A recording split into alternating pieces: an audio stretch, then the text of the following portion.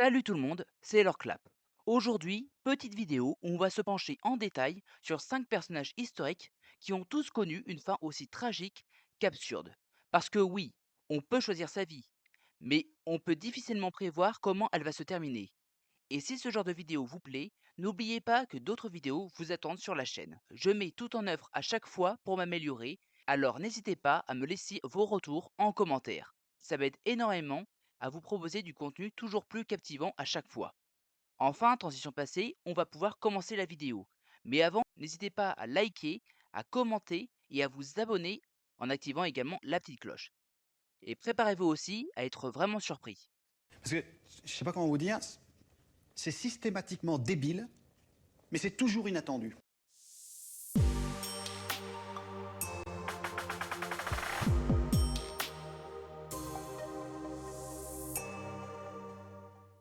Commençons avec Nanda Bayin, roi de Birmanie au XVIe siècle.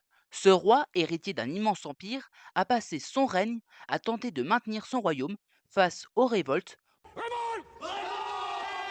aux guerres et aux trahisons. Dès son couronnement, il va se confronter à son beau-frère, le vice-roi Dava, qui refuse d'assister au couronnement en raison de tensions familiales. En représailles, Nanda Bayin a ordonné le massacre des partisans de ce dernier, ce qui marque le début d'une période de guerre civile. En même temps, c'est sûr que ce genre d'action ne fout pas la meilleure des ambiances dans la famille. Il doit également faire face à l'indépendance croissante du royaume d'Ayutthaya, aujourd'hui c'est la Thaïlande, mais toutes ces expéditions se soldent par des échecs humiliants, notamment avec la défaite de son fils aîné lors d'un combat singulier sur des éléphants contre le roi Nareswan de Siam en 1593. Mais ce n'est pas une lame ennemie qui a mis fin à ses jours, ni même une révolte de palais. Non, Nanda Bayin est mort de rire. C'est une blague? La légende raconte en effet qu'un jour, un marchand italien lui raconte une bonne blague digne de Merlin dans Camelot. Il lui dit en effet que Venise n'est pas un royaume, mais une république libre et donc il n'y a aucun roi pour gérer la baraque. Bon bah vous pourriez faire un effort aussi, hein. Vous êtes vraiment pas bon public, hein. Non, mais c'est pas que c'est pas drôle, c'est que c'est pas une blague. Il faut croire que l'humour ça évolue avec les époques parce qu'apparemment c'est le genre d'info qui faisait sourire Nanda Bayin. Un peu trop même parce que il finit par suffoquer à force d'en rire et il en meurt. Comme quoi parfois l'humour ça peut vraiment tuer.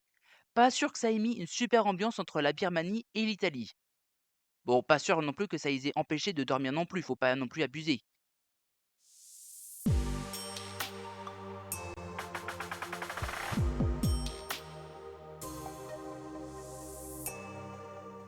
On continue avec Claudius Drusus, fils de l'empereur romain Claudius.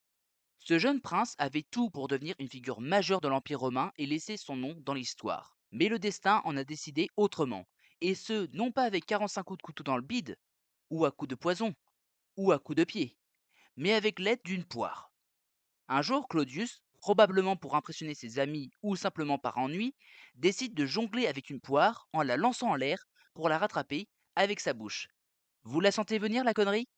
La poire prend alors un mauvais virage et, allez savoir comment, réussit à se faufiler entièrement dans la gorge de Drusus. Clairement, après avoir appris ça, je ne tenterai plus jamais de faire le même coup avec des M&M's.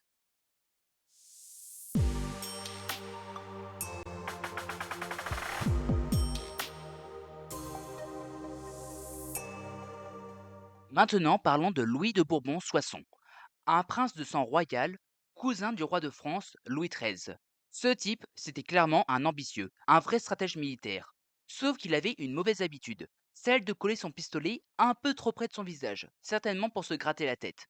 De quoi bien faire paniquer son entourage, je pense. Et a raison, parce que en 1641, lors de la guerre de 30 ans, sujet dont j'ai déjà parlé dans une précédente vidéo, allez la voir, elle est super, au cours de laquelle il affronte son cousin royal, il finit par tomber au champ d'honneur. Alors qu'il était sur le point de remporter la bataille de Marfée, il décide à un moment de relever la visière de son casque pour mieux voir le champ de bataille. Mais au lieu d'utiliser sa main, il utilise, vous avez deviné, son pistolet. Et là, c'est le drame. Le coup part accidentellement et Louis se tire une balle en pleine tête. Une mort instantanée. Donc, un homme qui a survécu à de nombreuses batailles, complots et intrigues seulement pour se tuer lui-même avec un geste stupide. Comme quoi il ne faut vraiment pas faire l'enfant avec les armes à feu. Un conseil que certains Américains devraient prendre au sérieux, je pense.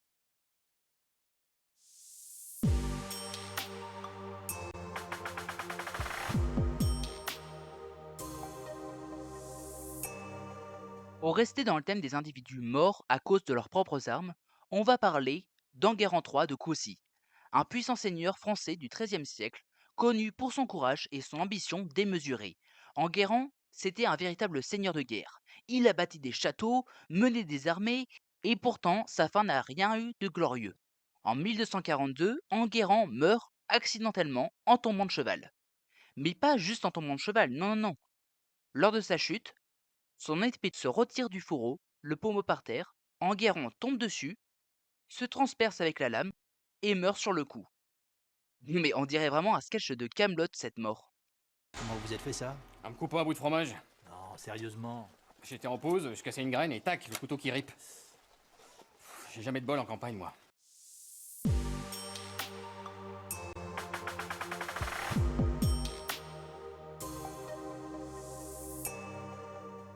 Enfin, terminons avec Frédéric Barberousse, le célèbre empereur du Saint-Empire romain germanique. Cet homme, c'était une véritable légende vivante, connu pour avoir mené la troisième croisade, aux côtés notamment de Richard Cœur de Lion et de Philippe Auguste, pour aller affronter Saladin. Et, malgré ses 67 ans, il n'a pas hésité à aller provoquer en duel le leader du sultanat. Téméraire le grand-père. Sauf que sa fin est clairement pas à la hauteur de sa légende. Il y a trois théories qui persistent autour de sa mort, toutes plus ridicules les unes que les autres.